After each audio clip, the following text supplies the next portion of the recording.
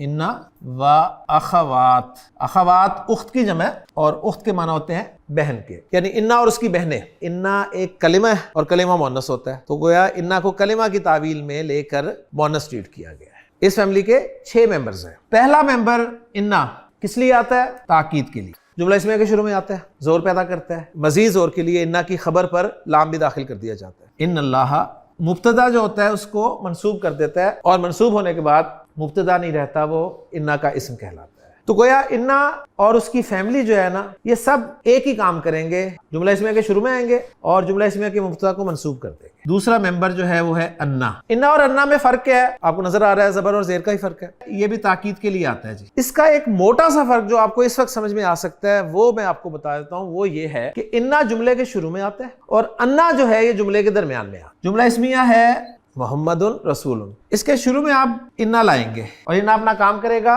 منصوب کر دے گا، بن جائے گا انا محمدن رسول، یقیناً محمد صلی اللہ علیہ وسلم رسول ہے۔ انا جو ہے درمیان میں آئے گا، اشہدو، میں گواہی دیتا ہوں بے شک محمد صلی اللہ علیہ وسلم رسول ہے، تو اب میں انا نہیں کہوں گا، انا کہوں گا۔ ایک اور ٹیکنیکل سا فرق ہے، نشہدو انک لرسول اللہ، درمیان میں ہے نا، تو انا آنا چاہیے تھا، انا آ گیا۔ انا کے ساتھ لام کا استعمال ہوتا ہے نا، ان شرک لظلم عظیم، انا کے ساتھ لام کا استعمال نہیں ہوتا۔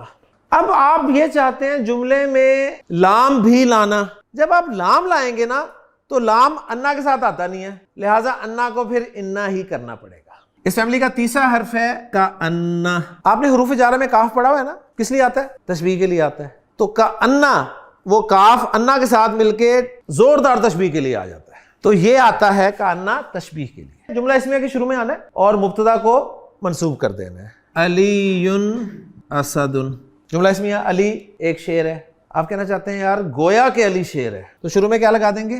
کانا، اور علی جو ہے یہ علیین ہو جائے گا، کانا علی اسد۔ اس فیملی کا جو چوتھا حرف ہے وہ ہے لاکنہ، لیکن کے معنی میں آتا ہے، گرامر کی اصطلاح میں کہلاتی ہے استدراک۔ انا زیدن غنی، زید واقعی غنی ہے، لاکنہ، اب زید کے لیے میں ضمیر کون سی لاؤں گا آپ کے خیال میں؟ انا منصوب کرتا ہے نا، تو انا کی پوری فیملی منصوب کرے گی نا، تو ضمائر بھی کون سے استعمال ہوں گے؟ منصوب، تو منصوب ضمیر اب میں استعمال کر رہا ہوں، لاکنہ بخیل، لیکن وہ بخیل ہے۔ پانچواں حرف اس فیملی کا ہے لا اللہ، گرامر والے کہتے ہیں جی یہ ترجی کے لیے آتا ہے یا اشفاق کے لیے۔ ترجی ہے جی امید اور اشفاق ہے خوف۔ عام طور پہ ہمیں اس کا ترجمہ جو ملتا ہے وہ ملتا ہے تاکہ یا شاید، کیف انتا یا زید، اور ساتھ کہا لا اللہ کا بخیرن، امید ہے تم خیریت کے ساتھ ہوگے۔ اب میں نے کہا زید غیر حاضر لا اللہ مریض، اب یہ اشفاق ہے۔ اس فیملی کا لاسٹ لیٹر وہ ہے جی لیتا۔ لیتا جو ہے یہ تمنی کے لیے آتا ہے، خواہش۔ یقول یا لیتنی کنت ترابا، کاش میں مٹی ہوں، تو عام طور پہ اس کے معنی کاش کے کیے جاتے ہیں۔ تمنا وہ والی جو پوری ہونے کے چانسز نہیں ہوتے، آپ کہتے ہیں لیتا والدی حیٌ، کاش میرے والد زندہ ہوتے۔ ایک اور اہم بات، یہ جو شد والے ہیں نا، کبھی کبھی عرب نا ان کی شد کو ختم کر دیتا ہے، یہ بن جاتے ہیں جی ان کا ان، لیکن اس وقت انہیں کہتے ہیں مخففہ من المسکلہ۔ جب ان کی شد ہٹا دی جاتی ہے تو شد ہٹانے کے بعد نا یہ جملہ فعلیہ پہ بھی آ جاتے ہیں۔ ہاں جب اسمیہ پر آتے ہیں تو کیا ان کا نصب دینے والا عمل جو ہے وہ برقرار رہتا ہے یا نہیں رہتا؟